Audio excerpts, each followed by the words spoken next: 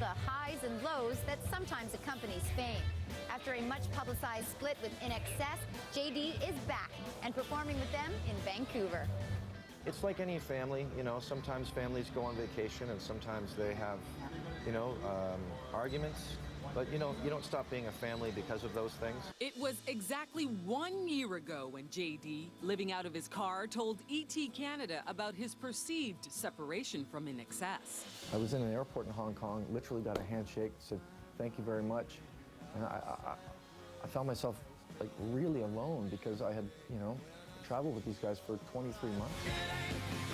But today, the air has been cleared and the reunion is sweet, hitting the stage for an Olympic performance.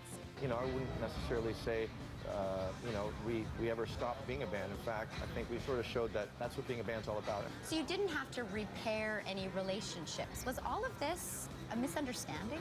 I think all of this boils down to that one very appropriate word, misunderstanding. And we were communicating through a third party, which is really hard. The reunion came at a pivotal time for JD, who was teetering on revisiting his demons. Other than music and your art, was there anything else that pulled you to where you are now and got you back on track? Without a doubt, would have to be my mother.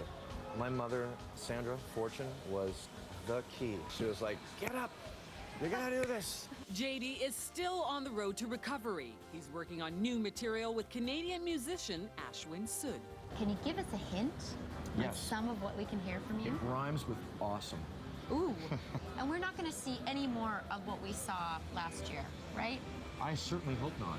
He plans to continue his relationship with INXS. The future of the band is bright because they're creatively working with acts like Brandon Flowers from The Killers, Rob Thomas, Fergie, I understand, and myself, and I'd just be honored to be a part of that. And as for JD, he has a message for his fans. Thank you so much for coming along this far with me because you really haven't seen anything yet. I guarantee you that.